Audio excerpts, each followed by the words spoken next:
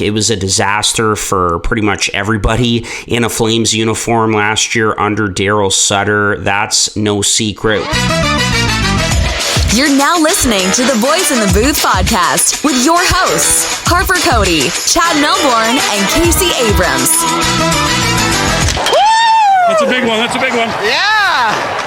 How's it going, everyone? Welcome to a Let Us Explain edition of the Boys in the Booth podcast. As you can see, it's just me, Harp here. Casey and Chad were unable to record this week, so you're stuck with yours truly for a Let Us Explain edition of the pod. We haven't done one of these in a while, and this is just going to be a quick and fun one on an award that the NHL should have as we get set for the start of the 23-24 NHL regular season next week, which is so exciting. Hockey is back, and after the Thanksgiving weekend, after we get filled up on turkey and stuffing and gravy, cranberry sauce, and all that good stuff, lots of food and drink, we'll get right into the hockey season, which is really exciting. So we're going to be talking about an award that the NHL should have, and 4 candidates for this award heading into the 23-24 NHL season. 1 player from each division, and then we do have an interview for you to finish out the podcast. So let's get right into this. So the award that we're going to be talking about that the NHL should have is the Comeback Player of the Year award. Now, this kind of ties in a little bit to the Bill Masterton trophy that always exists and is awarded to a player each year who demonstrates that perseverance and sportsmanship. And we've seen some really great recipients of that award. Carey Price and Bobby Ryan are the first 2 that come to mind for me, but would be kind of fun to have a Comeback Player of the Year award or a Bounce Back Player of the Year award, however you want to word it, in the NHL. And there are 4 guys that I've identified, 1 from each division, that could receive this award this season and are expected to have bounce back years. So let's get right into it, shall we? Starting in the Pacific Division, going with the low-hanging fruit here from the Calgary Flames, it is Jonathan Huberdeau. I mean, look, it was a disaster for pretty much everybody in a Flames uniform last year under Daryl Sutter. That's no secret. Well, Sutter is gone now. It's Ryan Huska, the new coach. Craig Conroy is the new GM. And the vibes seem to be pretty good around Calgary. Everything seems to be positive, not a lot of negativity, and there are some guys who are willing to stick around. We've seen Michael Backlund just sign a 2-year extension, newly named captain of the Flames, and hopefully Elias Lindholm will be able to extend as well. But looking at Jonathan Huberdeau, he's right at the top of the list for me, and I think for a lot of others, for guys who are primed to have a bounce back season. 55 points in 79 games last year after having 115 points the year prior with the Florida Panthers. Last year under Sutter just did not fit into the system as well. He looked absolutely lost. Sutter had him playing on his off wing on the right side instead of the left side. He was playing third line minutes at times as well. It was just a disaster for Jonathan Huberdeau. So I think that he'll be motivated. He's got a new young coach in Ryan Huska to really utilize him the right way, and he needs to have a bounce back season because he's got that big contract in Calgary as well that starts this year, $10.5 million times 8 years. So first off, looking at Jonathan Huberdeau of the Flames to be a candidate for this award in the NHL if it were there. So What's up, guys? Thanks for making it this far into the podcast. We hope you're enjoying the show so far. I just want to let you know that we're still doing a limited time merch drop over on boysinthebooth.com/shop. We're selling t-shirts, long sleeves, hoodies, crew necks, sweatshorts, slides, you name it. We're selling it at boysinthebooth.com, so head over there and check it out when you can. Every single purchase allows us to improve the quality of our podcasts going forward. Plus, you get to wear some awesome gear too and support the boys. So we'd really appreciate it. Thanks, guys. This podcast is sponsored by Liquid IV. Whether you're staying active or nursing a hangover, Liquid IV has you covered. Just one stick of Liquid IV in 16 ounces of water hydrates faster and more efficiently than water alone. There's plenty of awesome flavors, but my personal favorite is lemon lime.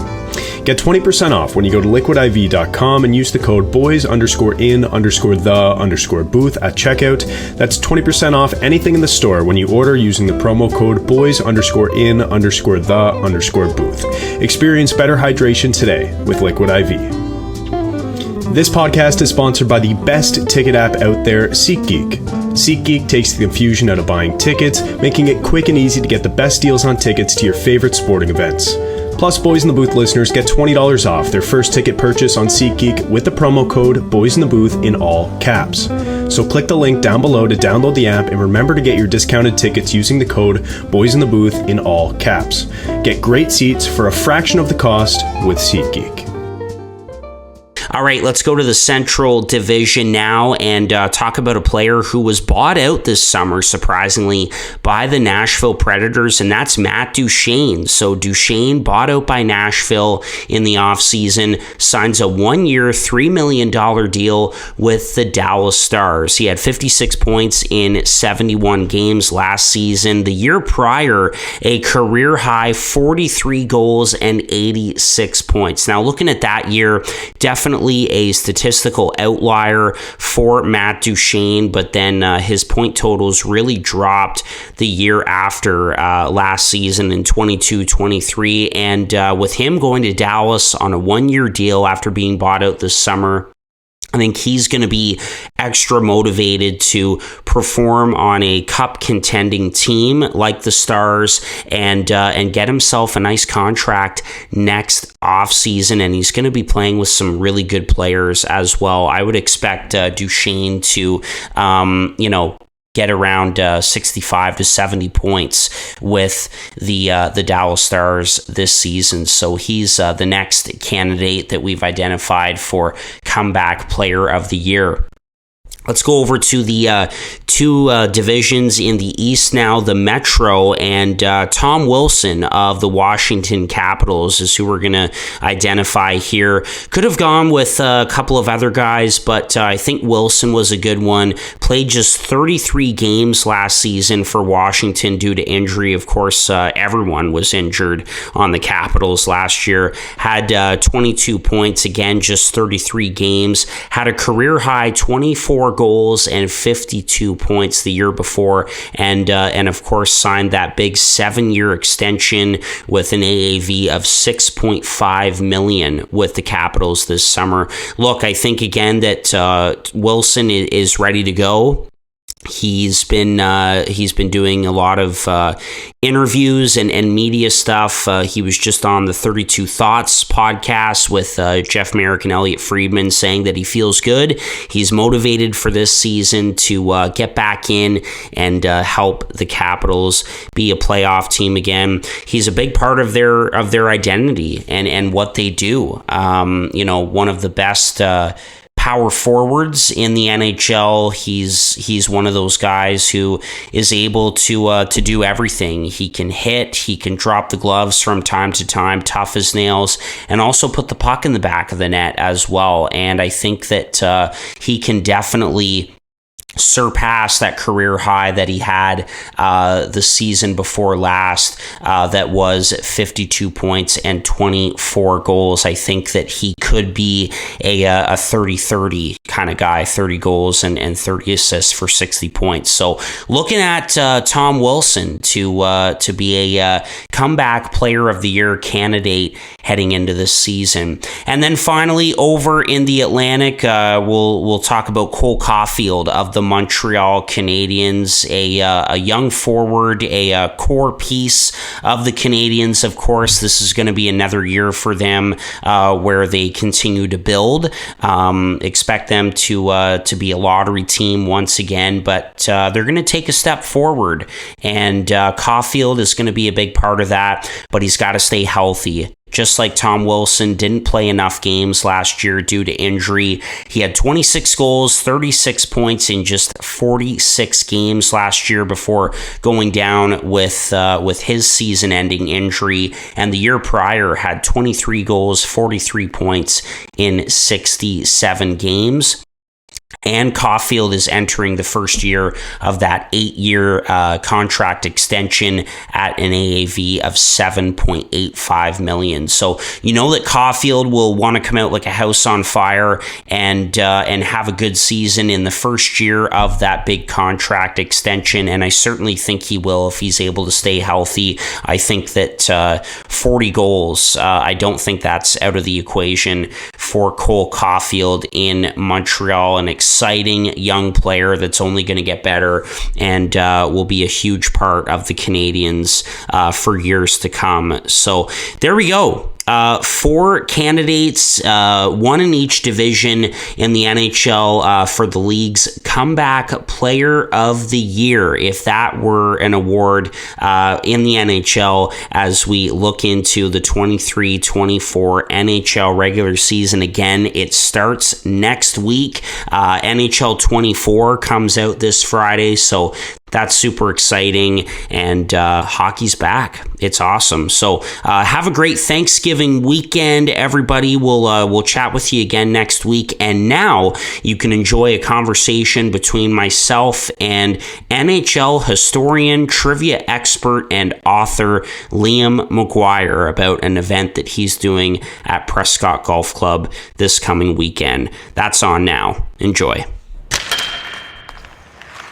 Well, we have a very special guest joining us on the line at this time this morning, and that is Liam Maguire, the world's #1 NHL historian and trivia expert, as well as an author of 4 books, and he joins us now. Mr. Maguire, how are you, sir? Well, please call me Liam, and I am fantastic. How's you going today? Good, man. Thanks so much for doing this. And so, Liam, you're very familiar with this area. I know that you really enjoy being around here. And Yep. Friday, October 6th is going to be a great night at Prescott Golf Club. It's an evening with you, and just tell us what we can expect. Well, most of the guys who golf there, like most courses have some sort of association or affiliation with a bunch of guys that get together, or women, and have a night where you maybe imbibe a little bit and have some fun. And what they've decided to do is bring me in and hopefully provide a little bit of entertainment. The nature of what I do and have done for the last 30, 40 years of my life is regurgitate hockey history and trivia and statistics in hopefully in sort of an entertaining fashion, and that's what I'm going to try and do that night on. And I can't wait. It's I love playing that course. I usually play with my good friend Johnny Mott, and who's a member there. I know lots of other members that are there and a lot of guys that play there, and I'm basically just going to get up in front of the crowd, and not sure if they're going to give any little prizes away or anything, but I'm really just going to try and get people to talk about their memories and their players that resonated with them back in the day, and I'll be able to hopefully regurgitate some really interesting anecdotal, statistical, and historical facts about them or moments in time in the history of the game, because that's what I've done for most of my adult life. Absolutely, no, and no doubt that you'll be able to do that in spades as you always do. And I'm sure you look at this, Liam, and maybe reflect a little bit after all these years, and just say, what a privilege it's been to do things like this. Well, 100%. I've worked with 65 Hall of Famers, and Leo Boyven just passed away not long ago, and he's a Prescott guy through and through. And if you look up in the book, you'll see other guys from the area. You don't have to go far to see guys who made the NHL, albeit so many of our children who play don't achieve the highest level to make these type of historical moments. But the fact is that some do. And those that do are usually noteworthy in some way, shape, or form. And it's not just that. There'll be people there who will want to talk about Too Many Men on the Ice in 79, or Bobby Orr flying through the air on Mother's Day 1970, or all the way up to an overtime goal that they may have witnessed in the 2000s, or a Stanley Cup winner. It's something that just resonated with them. So, yeah, I love it. I absolutely love it. It's driven me for most of my life, and it's just a great area. The Prescott area, the greater Seaway area, it's just a fantastic area. It's a hockey hotbed, and we're going to have just a fantastic night. Absolutely. There will be a 50-50 draw as well, with proceeds going to the South Grenville Minor Hockey Association, which is great as well. An evening with Liam Maguire, Friday, October 6th, 7 o'clock start at Prescott Golf Club. Tickets are $10, and for more, you can visit the Prescott Golf Club Facebook page. Liam, thank you so much for all you do, sir, and thank you for joining us this morning. Have fun on October 6th. I will. I'll have a blast. Thanks for having me on. And South Grenville, that's one hell of a minor hockey association. We played against them my whole life and coached against them, so rock on. We'll see you there that night.